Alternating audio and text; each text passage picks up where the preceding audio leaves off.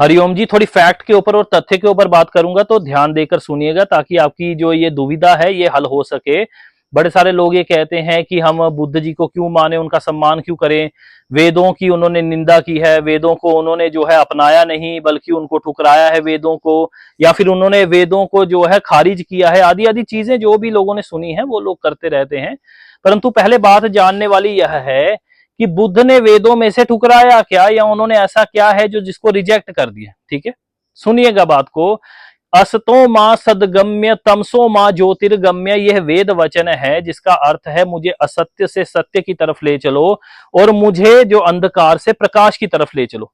तो बुद्ध क्या कहते थे कि नहीं, ये बात वेदों में लिखी हुई है, इसलिए आज से मैं जो है असत्य से जो है सत्य की ओर नहीं जाऊंगा, मैं सत्य से असत्य की ओर जाऊंगा, यानी उल्टी राह पकड़ूंगा, वेद विरुद्ध चलूंगा। और मैं असतो मां सदगम्य नहीं, मैं सतो मां असत जो है वो गम करूंगा। ठीक है, तो ये बातें कहते थे। या वो कहते थे कि नहीं, मैं प्रकाश से वापिस आके अंधेरे की तरफ आऊंगा और लोगों को भी लेकर आऊंगा। ठीक है, तो वो तमसो मां ज्योतिर्गम्य के खिलाफ जा रहे थे। ठीक है, वो ज्योति मां तमसो गम्य कह रहे थे। तो ये बातें नहीं होती हैं, बड़ी अजीब बातें हैं, सुनने में बड़ी अजीब लगती हैं ये बातें। यानी कि यह भी हमें स्वीकार करना पड़ेगा फिर तो कि वेदों में कुछ ऐसी बातें लिखी भी हैं जो कि सत्पुरुषों के अनुसार नहीं है। तो क्या वह राक्षसों के अनुसार लिखी गई है? ठीक है, गलत चीजें भी लिखी गई हैं वेदों में, ये आप स्वीकार कर रहे हैं। तो बात बस यह है कि वेदों का जो ज्ञान है वह अमर है। ठीक है, सनातन कहा जाता है, इसलिए बुद्ध ने किसी ज्ञान को नहीं नकारा था, न उन्होंने वेदों को नकारा था। बात यह है कि जिस भी चीज की हमारे पास कोई भी उपलब्धता ना हो, ठीक है, या उसे जांचने का कोई हमारे पास साधन ही ना हो, उसके ऊपर तो कोई कुछ भी बोल के चला जाएगा। उस समय पर वेदों की कोई लिखित पुस्तकें हमारे पास थोड़े हुआ करती थी, हम बहुत पुरानी बात कर रहे हैं बुद्ध के समय की।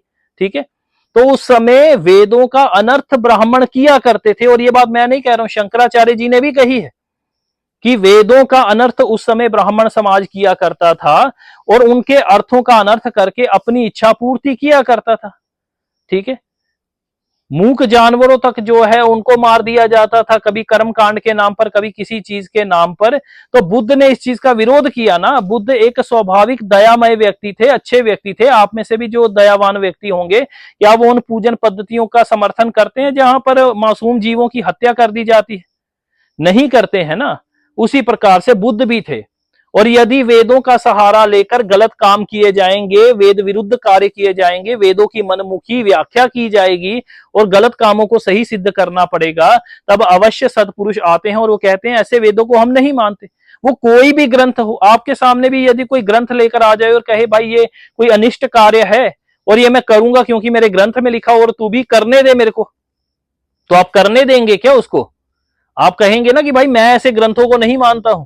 तो इसका मतलब क्या है कि आप ग्रंथों को क्रिटिसाइज कर रहे हैं या ग्रंथ के उस वाक्य का क्रिटिसाइज कर रहे हैं जिसका अर्थ निकल रहा है कि कोई अनिष्ट कार्य को पूरा करो।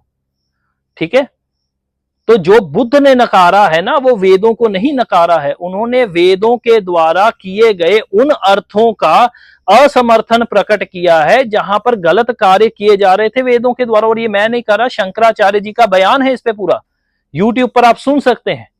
ठीक है, और इसीलिए अवतारवाद का भी सिद्धांत दिया गया कि जब वेदों के नाम पर ही, वेदों का नाम लेकर ही वेदों के नाम पर गलत चीजें की जा रही थी, अनिष्ट कार्य की जा रहे थे, अधर्म किया जा रहा था, तब महात्मा बुद्ध के स्वरूप में विष्णु जी अवतार ग्रहण करते हैं और वेदों का खंडन करते हैं, क्योंकि उस समय ये एक बहुत बड़ी आवश्यकता थी। उन ब्राह्मणों को सबके सामने लाया जाए, उन समाज को लाया जाए सबके सामने जो कि गलत व्याख्या कर रहा है वेदों की, या वेदों के नाम के सहारे अधर्म कर रहा है। ठीक है, तो यह कारण था, अन्यथा वेदों में ऐसा कुछ नहीं।